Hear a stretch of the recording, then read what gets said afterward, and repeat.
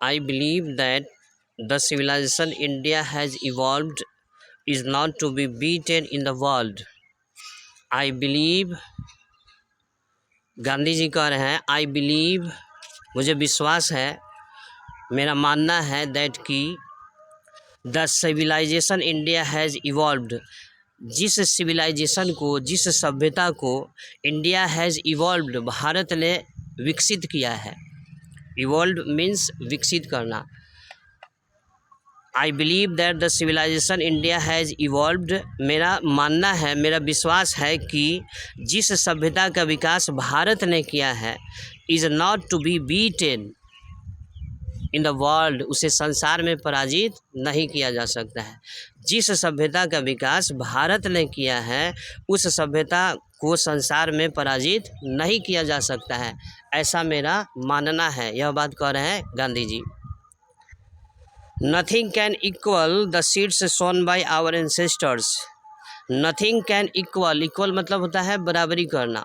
Nothing can equal, कोई भी चीज़ बराबरी नहीं कर सकता है। The seeds sown our ancestors, हमारे पूर्वजों ने जिस बीज को बोया है, हमारे पूर्वजों ने जिस बीज को बोया है उसकी बराबरी कोई भी चीज़ नहीं कर सकता है।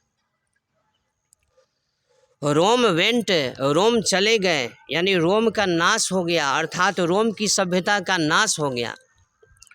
ग्रीस सियर्ड, यानी ग्रीस का भी वही हश्र हुआ, यानी ग्रीस की सभ्यता का भी नाश हो गया, रोम की सभ्यता का भी नाश हो गया।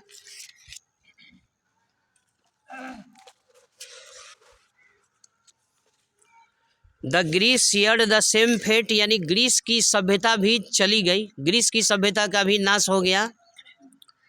The might of the Feroz was broken, Feroz कहते हैं बेटा the rulers of ancient Egypt, प्राचीन मिस्र के शासक को फेरोज कहते हैं, प्राचीन मिस्र के शासक को फेरोज कहते हैं, ठीक है। तो the might of the Feroz was broken, यानी मिस्र के जो शासक थे फेरोज, उनका भी अंत हो गया, उनका भी क्या हो गया, अंत हो गया। Japan has become westernised, Japan has become westernised, यानी जापान का पश्चिमीकरण हो गया, जापान का जो है पश्चिमीकरण हो गया, यानी जापान पश्चिम देशों के मार्ग पर चल दिया। पश्चिम देश में आता है इंग्लैंड, फ्रांस, रूस, अमेरिका, तो ये देश जिस रास्ते पर चल रहे हैं उसी रास्ते पर चल दिया कौन, जापान। जापान एशिया में है बेटा, तो एशिया का हमारा देश जापान जो है ना उसका पश्चिमीकरण हो गया, यानी वह पश्चिम देशों के द्वारा बताए गए मार्गों पर चलने लगा। Of China can nothing be said, of China can nothing can be said, यानी चीन के बारे में कुछ भी नहीं कहा जा सकता है। Of China nothing can be said, चीन के बारे में कुछ भी नहीं कहा जा सकता है, यानी चीन की सभ्यता संस्कृति के बारे में कुछ कहा नहीं जा सकता है।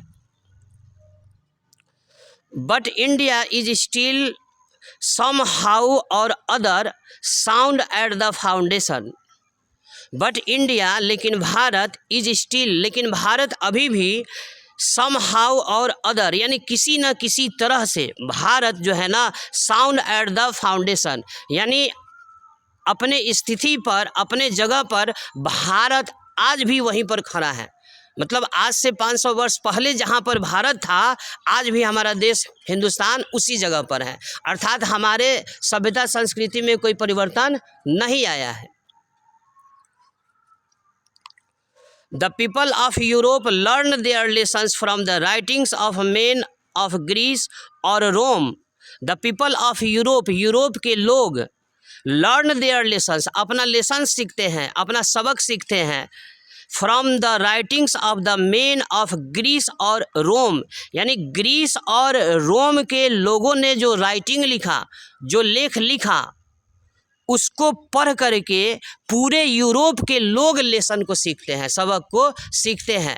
ग्रीस और रोम के लेखकों के द्वारा जो भी लेख लिखा गया, उन लेखों को पढ़ करके समूचे यूरोप के लोग ज्ञान अर्जित करते हैं।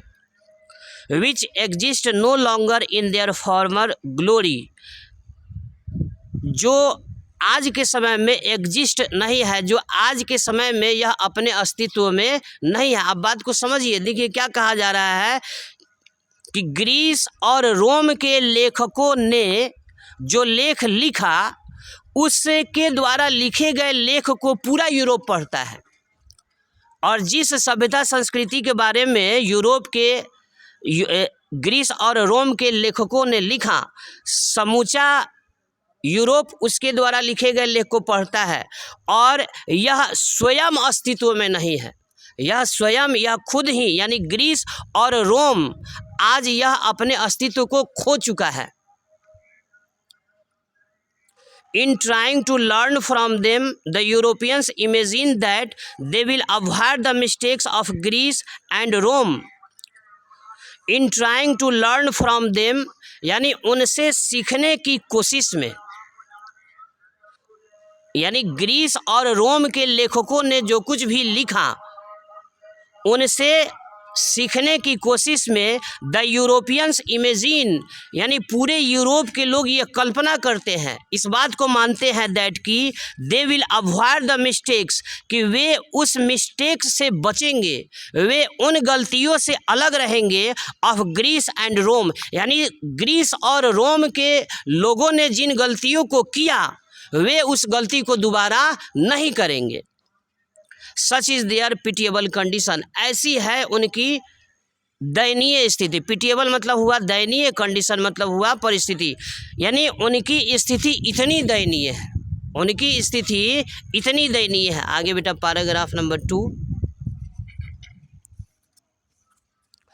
इन the mist of all this, in the mist of all this, यानी इन सारे चीज़ों के बीच, कहने का मतलब है कि जापान का पश्चिमीकरण हो गया, चीन के बारे में हम कुछ भी नहीं कह सकते हैं, रोम की सभ्यता का नाश हो गया, ग्रीस की सभ्यता का नाश हो गया। इन सारे चीज़ों के बीच, इन सारे चीज़ों के बीच, in the mist of all this, इन सारे चीज़ों के बीच द इंडिया रिमेन्स इमूवेबल, हमारा भारत जो है रिमेन्स इमूवेबल। इमूवेबल का मतलब होता है बेटा अचल, अटल। हमारा भारत जो है ना रिमेन्स इमूवेबल, हमारा भारत आज भी अटल है, अचल है। And that is her glory, और यही इसकी ग्लोरी है, यही इसकी शोभा है। It is a charge against India, यानी इंडिया के ऊपर यह चार्ज लगाया जाता है। चार्ज यहाँ बैटरी चार्ज करना नहीं, it is a charge against India, Bharat के ऊपर यह आरोप लगाया जाता है दैट कि her people are so uncivilised, कि यहाँ के लोग इतने अनसिविलाइज्ड है, इतने असभ्य हैं, इग्नोरेंट, इतने अज्ञानी हैं, एंड स्टॉलिड, और इतने हठी हैं, जिद्दी स्वभाव के हैं भारत के लोग। भारत के लोग इतने अनसिविलाइज्ड है, इतने असभ्य है, इतने इग्नोरेंट है, इतने अज्ञानी हैं, एंड स्टॉलिड, और इतने हठी हैं दैट कि it is not possible to induce them to adopt any changes. It is not possible to induce them, यानी उनको मनाना संभव ही नहीं है to adopt any changes, कि भारत के लोग किसी परिवर्तन को स्वीकार करें। अर्थात भारत के लोग किसी परिवर्तन को स्वीकार करना नहीं चाहते हैं। यह आरोप लगाता है कौन? पश्चिम के देशों के लोग, कि यहाँ के लोग जो है ना किसी परिवर्तन को स्वीकार करते नहीं हैं। It is a charge really against our merit, it is a charge, यह आरोप लगाया जाता है रियली अगेंस्ट आवर मेरिट, वास्तव में सचमुच में यह हमारे योग्यता के ऊपर यह आरोप लगाया जाता है। व्हाट वी हैव टेस्टेड, हम लोगों ने जिसे जांचा है, परखा है, एंड फाउंड ट्रू, और सही पाया है। हमने अपने सभ्यता संस्कृति को जांचा है और परखा है, एंड फाउंड ट्रू, और हमने इसे सही पाया है, on the anvil of the of experience. Experience का मतलब होता है अनुभव और एनविल मतलब होता है बेटा निहाई। निहाई समझते हो? निहाई होता है जैसे आप लोहार को देखते होइएगा कि लोहार क्या करता है, लोहा को पीटता है, लोहा को पीटता है। तो लोहार जिस यंत्र पर रख करके लोहा को पीटता है उसको निहाई बोलते हैं, एनविल बोलते हैं, है ना। तो गांधी जी कह रहे हैं what we have tested and found true, हम लोगों ने अपने सभ्यता संस्कृति को जांचा है, परखा है, एंड फाउंड ट्रू और सही पाया है। और किस आधार पर जांचा है, परखा है?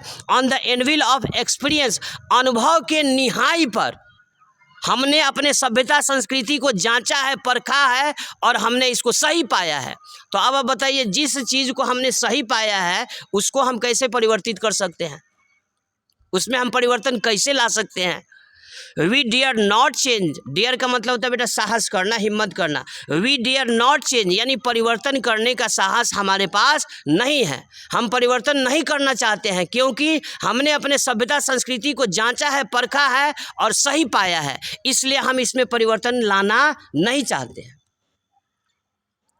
Many thrust their advice upon India, thrust का मतलब होता है थोपना। Many thrust their advice upon India, Bharat के ऊपर बहुत सारे लोग अपनी सलाह को थोपते हैं। एंड सी रिमेन्स स्टडी, और हमारी यह जो सभ्यता है यह रिमेन्स स्टडी, यह अभी भी टिकाऊ बना हुआ है। दिस इज हर ब्यूटी, यही इसकी सुंदरता है। दिस इज हर ब्यूटी, अर्थात यह कह रहे हैं कि बहुत सारी सभ्यता संस्कृति आए और गए, उनका नाश हो गया, लेकिन हमारी सभ्यता आज भी अडिग है, आज भी हमारी सभ्यता बरकरार है, जिंदा है, जीवित है।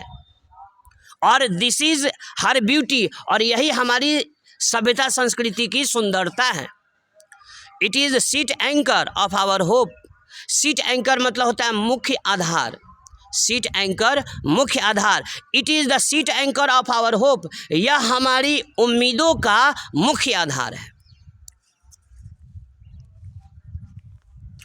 Civilization is that mode of conduct which points out to man the path of duty. Civilization is that mode of conduct, यानी सभ्यता जो है is that mode of conduct, चरित्र का वह तरीका है, आचरण का वह तरीका है which points out to man, जो मैन को बतलाता है, जो मनुष्य को बतलाता है क्या? The path of duty, यानी कर्तव्य का मार्ग। यानी हमारी सभ्यता ही हमें कर्तव्य का मार्ग बतलाता है कि हमारा कर्तव्य क्या है, यह चीज हमारी सभ्यता ही हमें सिखलाता है। परफॉर्मेंस ऑफ ड्यूटी, ड्यूटी को करना यानी कर्म को करना। एंड ऑब्जर्वेंस ऑफ मोरालिटी, और मोरालिटी का पालन करना, नैतिकता का पालन करना। कर्म को करना और नैतिकता का पालन करना आर कन्वर्टिबल टर्म्स, ये दोनों जो है ना कन्वर्टिबल टर्म्स है। टर्म्स मतलब बेटा हुआ शब्द, और कन्वर्टिबल का मतलब हुआ परिवर्तनीय, परिवर्तनीय, यानी ये दोनों शब्द जो है ना परिवर्तनीय है। अर्थात कहना चाह रहे हैं परफॉर्मेंस ऑफ ड्यूटी, कर्म को करना, एंड ऑब्जर्वेंस ऑफ मोरालिटी, नैतिकता का पालन करना, ये दोनों शब्द जो है ना परिवर्तनीय शब्द है। अर्थात अगर हम कहते हैं कि आपने कर्म किया, आपने कर्म किया अर्थात आपने अपने नैतिकता का पालन किया, या अर्थात आपने नैतिकता का पालन किया अर्थात आपने कर्म किया। दोनों के जगह पर ये दोनों एक दूसरे के पर्यायवाची शब्द है, कर्म करना और नैतिकता का पालन करना। To observe morality is to attain mastery over our minds and our passion. To observe morality is to attain mastery. To observe morality यानी नैतिकता का पालन करना is to attain mastery over our minds and our passion. अपने passion और mind के ऊपर, अपने चाहत और अपने दिमाग के ऊपर निपुणता प्राप्त करना होता है। सो डूइंग, ऐसा करके, वी नो आवर सेल्फ, ऐसा करके हम अपने आप को जान पाते हैं। The Gujarati equivalent for civilisation means good conduct. The Gujarati equivalent for civilisation means यानी सिविलाइजेशन का गुजराती भाषा में अर्थ होता है गुड कंडक्ट, अच्छा आचरण। गुजराती भाषा में सिविलाइजेशन का मतलब होता है अच्छा आचरण। If this definition be correct, यदि यह डिफिनेशन करेक्ट है, यदि यह परिभाषा सही है, then India as so many writers have shown, जैसा कि बहुत सारे लेखकों ने दिखाया है, बताया है, has nothing to learn from anybody else, Bharat को किसी से भी कुछ भी सीखने की ज़रूरत नहीं है। ऐसा बहुत सारे लेखकों ने बताया है कि हमारे हिंदुस्तान को किसी भी दूसरे देश से कुछ भी सीखने की ज़रूरत नहीं है। And this is as it should be, यह बिल्कुल ऐसा ही है जैसा इसे होना चाहिए।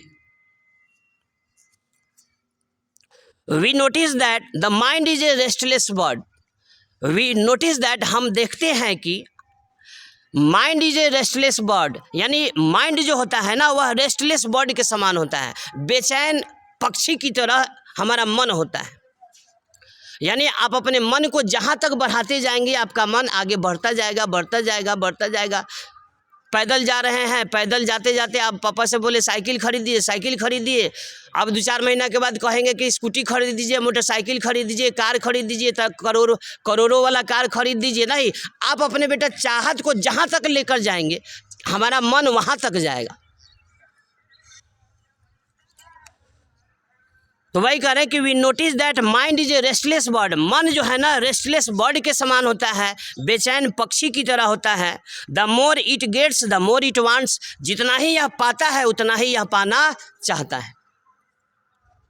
एंड स्टिल रिमेन्स अनसेटिस्फाइड, फिर भी असंतुष्ट बना रहता है।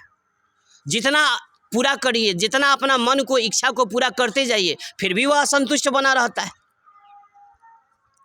The more we indulge in our passions, अपने चाहत में हम अपने, द मोर वी इंडल्ग, इंडल्ग का मतलब होता है लिप्त होना, और पैशंस यानी चाहत।